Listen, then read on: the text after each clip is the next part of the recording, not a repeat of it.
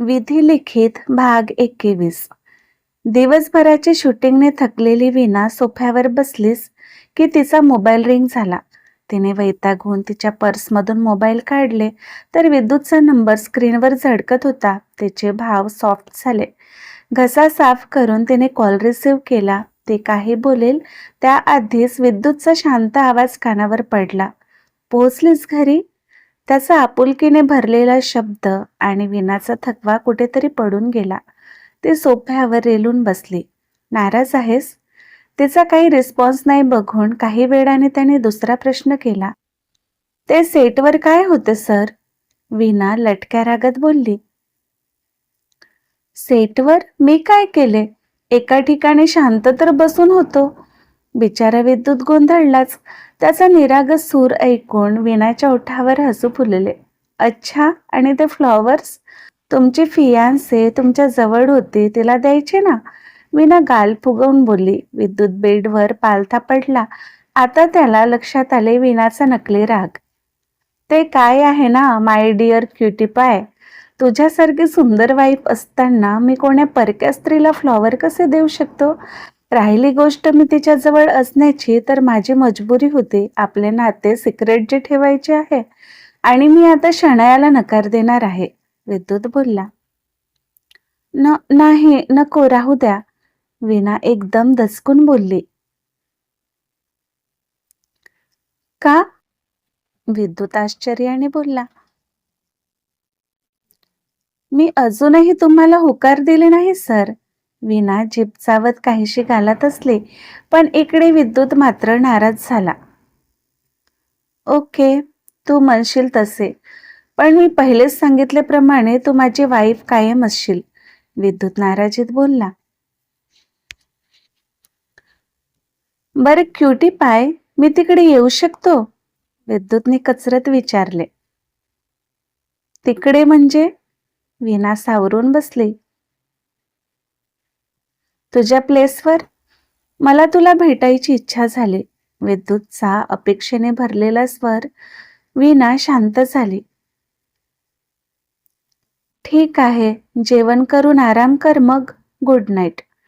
विद्युत सुस्कारा सोडून बोलला. त्याने कॉल कट केले तर कधी नव्हे ते विनाला त्याच्यासोबत बोलावेसे वाटत होते. कसाही असला तरी सध्या तोच तर होता जो तिची आपुलकीने चौकशी करायचा. त्याच्यासोबत बोलताना ती एकटी नसल्याची तिला फिलिंग यायची.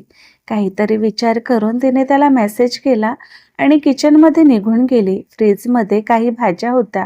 तिने भरभर कट करून घेतले. एका शेगडीवर भात शिजवायला मांडले तर दुसऱ्या बाजूला सूपची तयारी. तिने व्हेज फ्राईड राईस बनवून घेतला. पूर्ण घरभर घमघमाट सुटला. चेहऱ्यावर वेगळाच आनंद.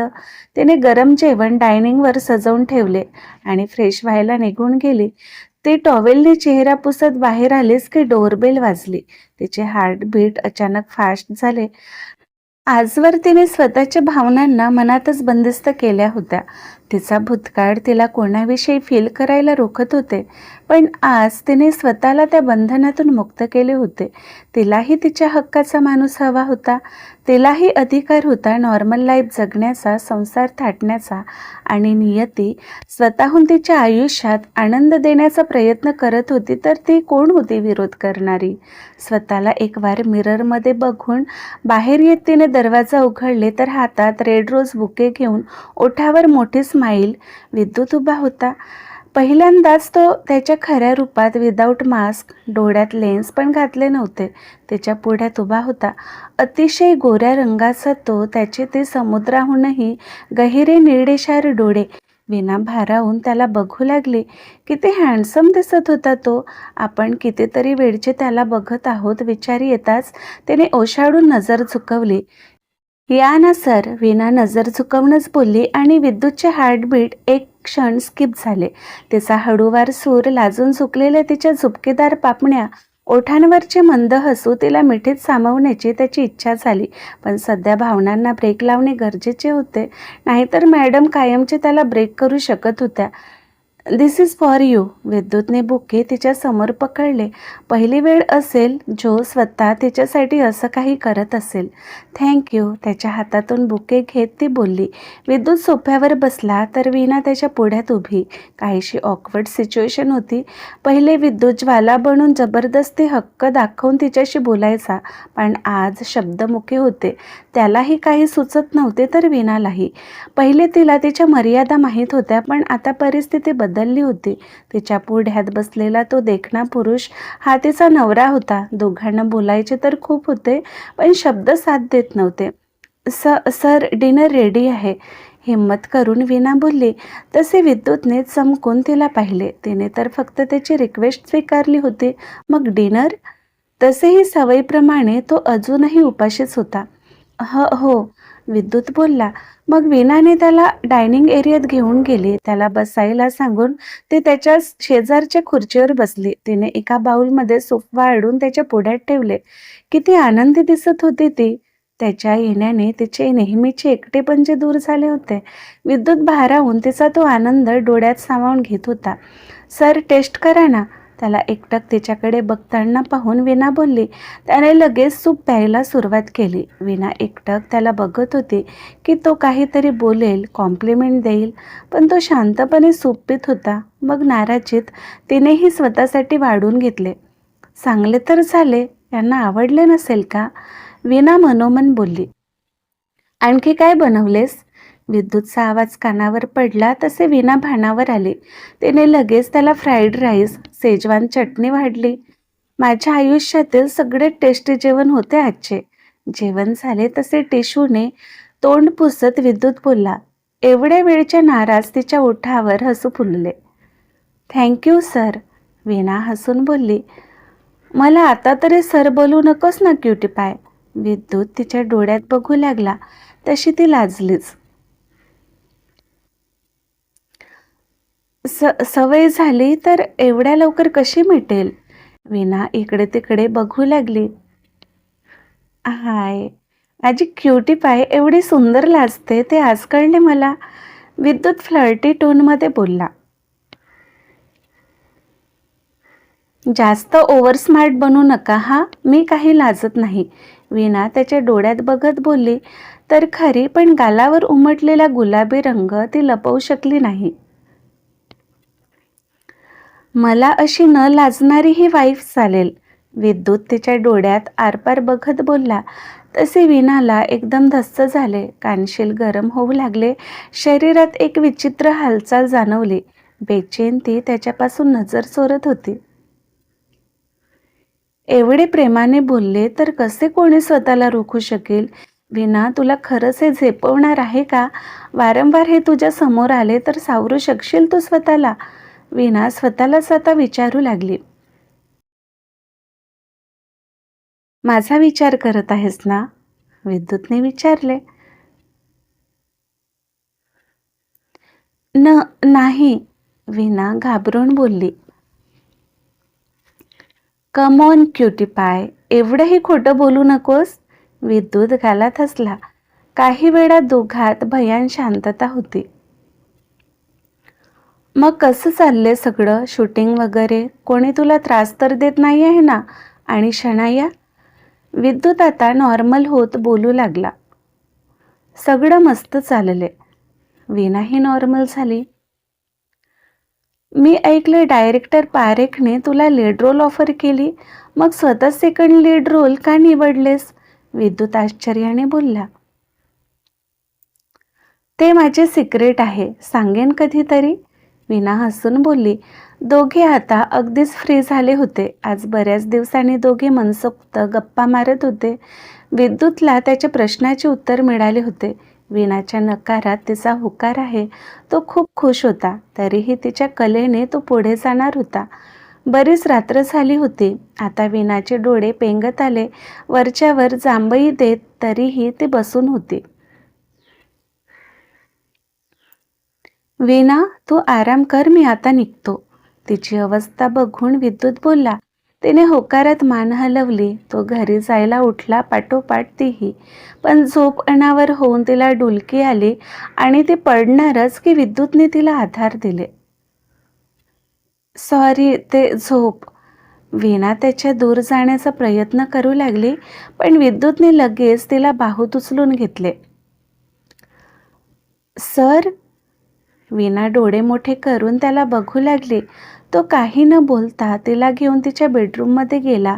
तिला बेडवर नीट झोपवून तिच्या अंगावर ब्लँकेट ओढून देत AC सुरू केले. Good night. तिच्या कपाळावर किस करून तो लगेच तिथून निघून गेला.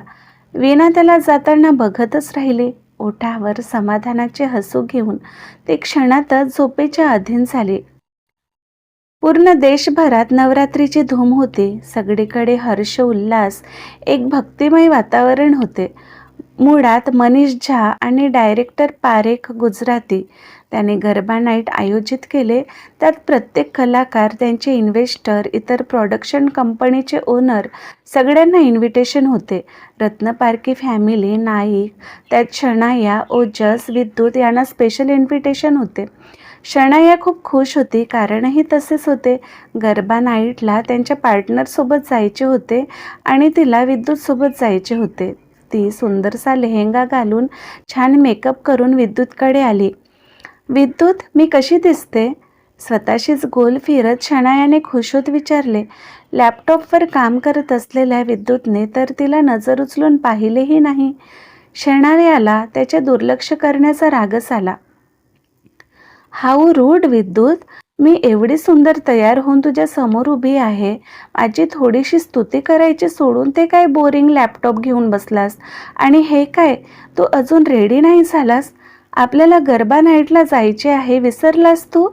शनायाने जबरदस्ती लॅपटॉप बंद करून गाल फुगवून त्याच्याकडे बघू लागली. मला असल्या स्टुपिड थिंग्समध्ये इंटरेस्ट नाही. तुला जायचे तू जा. विद्युतने परत लॅपटॉप ऑन केले. आपण कपल आहोत विद्युत. मी तुझा प्रत्येक रूडनेस सहन करते, तुझ्या कलाने वागण्याचा प्रयत्न करते. आणखी काय करू अशी तुझी अपेक्षा आहे? तू माझा फियांसे म्हणून माझ्या खुशीसाठी थोडेसे प्रयत्न करू शकत नाहीस का? माझी छोटीशी तर इच्छा आहे, तू माझ्यासोबत गरबा नाईटला यावेस. हवं तर आपण लवकर परत येऊ, प्लीज ना विद्युत. शनाया त्याला विनवण्याचा प्रयत्न करू लागली. विद्युत कपाळावर 2 बोट प्रेस करून वैतागून तिचे बोलणे ऐकत होता. पण आज त्याच्याही सहनशक्तीचा अंत झाला असावा. मी तुला कधी बोललो माझ्या कलाने घे, माझे वागणे सहन कर? हे बघ शनाया, मला खरे तर हे लग्न अँड ऑल यात मुळीच इंटरेस्ट नाही ना तुझ्यात. आणि मी तुला या नात्यात जबरदस्ती बांधून ठेवले नाही. तू तुझे चांगले बघू शकतेस. तुला माझे वागणे पटत नसेल तर आजही आपल्या नात्यातून माघार घेऊ शकतेस. मला काही प्रॉब्लेम नाही. पण एक गोष्ट लक्षात ठेव, मी कधीच तुझ्या म्हणण्यानुसार स्वतःला बदलणार नाही. कधी नव्हे ते. विद्युतने स्वतःचे मत मांडले. शनाया शॉक होत त्याला बघतच राहिले. मोठ्या मुश्किलीने एक शब्द बोलणारा तो आज एवढा बोलला होता. ते तर डोळे मोठे करून त्याला बघत होते. शनाया, तुला माहीत आहे ना भाईला गर्दीची भीती आहे. मग का त्याच्या मागे लागलीस? चल, मीही तिकडेच जात आहे. आजच्या दिवस मला तुझा पार्टनर समज. ओजसने दोघांचे सगळे बोलणे ऐकले होते. त्याने लगेच विद्युतची बाजू सावरून घेतली आणि विद्युतला लक्षात आले तो काय बोलून गेला. ओके. शनायाने एक नजर विद्युतला पाहिले आणि नाराजीत बाहेर निघून गेली. भाई, काय होते हे? शनायाने आईला सांगितले ना तर आई वीणाला विनाकारण टार्गेट करेल. काही दिवस जसं चालले तसे चालू दे, नंतर बघू काय मार्ग निघतो. ओजस त्याला समजावत बोलला. मला नको वाटते तिच्याशी बोलायला आणि ती सारखीच माझ्या मागे पुढे करत असते. कंटाळलो या सगळ्याला. पण तू बोलतोस तेही खरे आहे. माझ्यामुळे वीणाला त्रास नको. बरं तू जा, ते बाहेर वाट बघत असेल. विद्युत बोलला. तसे ओजस बाहेर निघून गेला. वीणा तिच्या रूमच्या गॅलरीमध्ये उभी सोसायटीमध्ये सुरू असलेला गरबा बघत होती. नकळत भूतकाळात गेलेली. लहान असताना किती गरबा खेळायची ती. तिची आई अक्षरशः तिला ओढून घरी घेऊन जायची. नवरात्रीचे ते 9 दिवस म्हणजे तिच्यासाठी आनंद घेऊन यायचे. अवखळ, अल्लड ती डान्समध्ये पहिलेपासूनच फेमस होती पूर्ण गावात. छोटेसेच तिचे गाव, पण प्रत्येक कार्यक्रमात भाग घ्यायची. शाळेतही कुठल्याही कॉम्पिटिशनसाठी पहिले तिचं नाव शाळेची प्रत्येक गॅदरिंग तिच्या डान्सशिवाय अधुरी. पण काही वर्षानंतर सगळं बदललं. तिचा गाव, तिचा डान्स सुटला, सोबत तिची देवीची आराधनाही.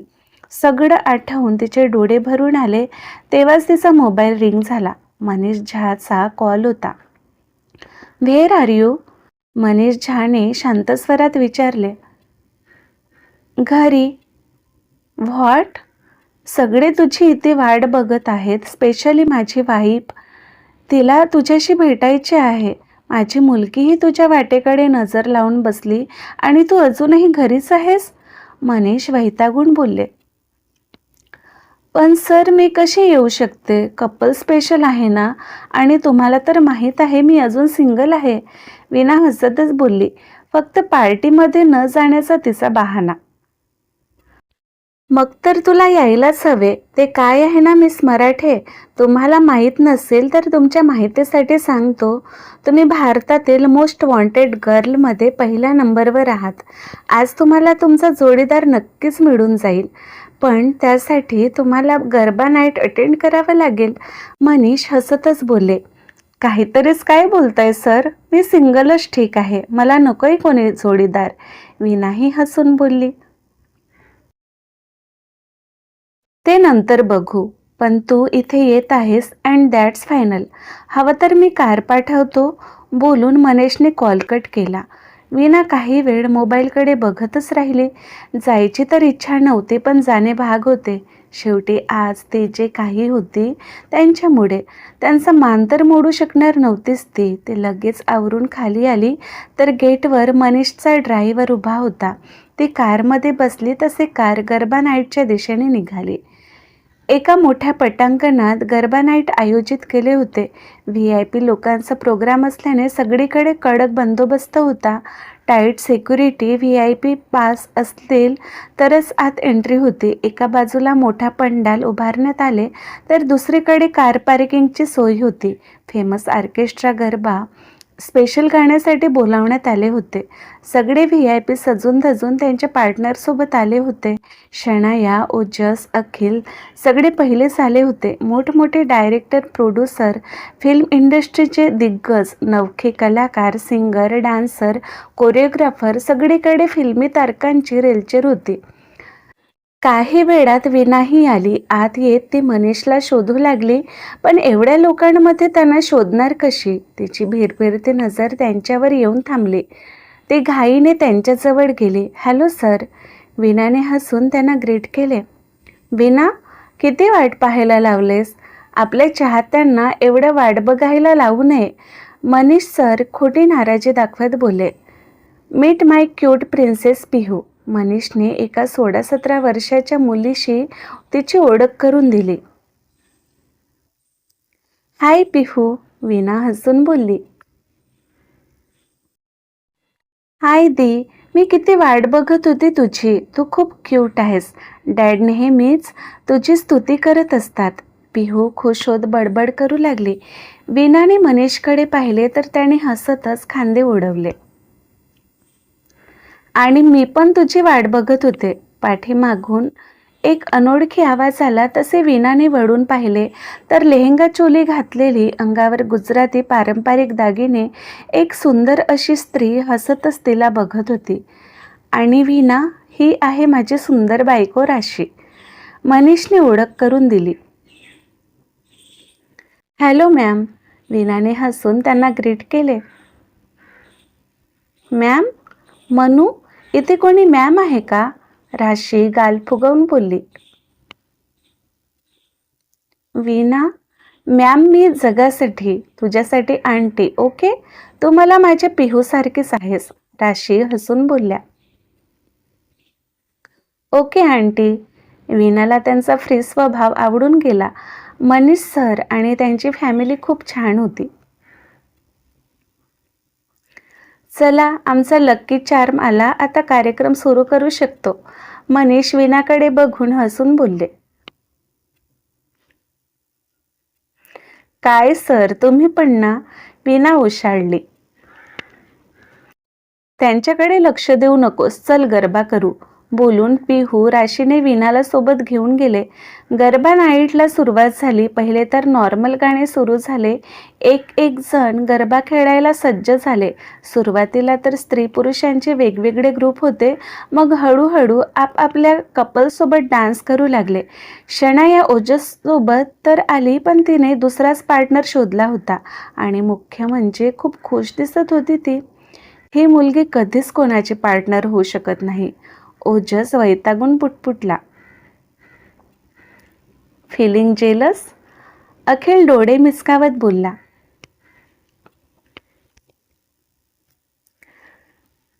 मी आणि तिच्यावर जेलस? नो वे. खरे तर मलाच तिच्यापासून पिच्छा सोडायचे होते, बट तीच दूर गेली. ओजस हसून बोलला. तुला वीणा कुठे दिसली का? ओजस इकडे तिकडे नजर फिरवत बोलला. नो, आजकाल ती दिसतच नाही. तशी माझीही चूक झाली. व्ही आरमध्ये असताना फ्रेंडशिपसाठी तिच्या मागे लागलो आणि जेव्हा विद्युतने तिला कंपनीतून काढले तर तिची साधी चौकशीही केली नाही. आता तिच्या पुढ्यात जायला नको वाटते. अखिल नाराजीत बोलला. तिच्याविषयी चुकलो तर आपण सगळेच, ओजस बोलला. ओजस, तिने विद्युतला माफ केले? तिला कळले का सगळं? काय रिॲक्शन होती तिची? अखिल टेन्शनमध्ये पुटपुटला. डोंट वरी, भाई सगळं सांभाळून घेईल. आपण आता गरबा एन्जॉय करू. ओजसने अखिलच्या शोल्डरवर हात ठेवून डान्ससाठी घेऊन गेला. काय दिवस आले. एका सुंदर मुलीसोबत डान्स करायचे सोडून तुझ्यासोबत करावे लागत आहे. अखिल तोंड वाकडं करत बोलला. हो, जसं मला खूप खुशी आहे तुझ्यासोबत नाचायची. ओजसही वैतागून बोलला. मग दोघेही एकाच वेळी हसायला लागले. इकडे विना कपल डान्स सुरू झाले तशी बाजूला झाली. सगळे त्यांच्यात दांडिया खेळण्यात व्यस्त. हातात दांडिया पकडून ती हसतच सगळ्यांना बघू लागली. तुमची हरकत नसेल तर मी तुमचा पार्टनर बनू शकतो. तिच्या बाजूने एक अनोळखी आवाज आला. तसे विनाने दचकून त्याला पाहिले. एक सरदारच्या गेटअपमध्ये असलेला व्यक्ती हसून तिच्याकडे बघत होता. अंगावर ब्लॅक कलर डिझायनर शर्ट लाईटमध्ये चमकत होता. ग्रे पॅन्ट, एका हातात मोठ्या डायलचे घड्याळ तर दुसऱ्या हातात कड. पायात चमकणारे काळे शू, डोक्यावर ब्लॅक पगडी, थोडीशी वाढलेली दाढी मिशी, रुबाबदार चेहरा. वीणा गोंधळून त्याला बघू लागली. तोही तिला एकटक बघत होता. ब्लॅक आणि रेड कॉम्बिनेशन असलेला लेहंगा चोली, अंगावर गरबा स्पेशल साज, नेकलेस, बँगल्स, भांगेवर मांगटिका, मोठे कानातले, चेहऱ्यावर सुंदर मेकअप, कर्ली केसांना स्टाईल करून बांधले होते. खूप सुंदर दिसत होती ती. Looking beautiful. तो हलकेच पुटपुटला आणि विना शॉक. विद्युत सर? डोळे मोठे करून ती ओठातच पुटपुटली. क्रमशः. तर आजचा भाग कसा वाटला कमेंटमध्ये नक्की सांगा. लवकरच भेटू पुढील भागात. नमस्कार.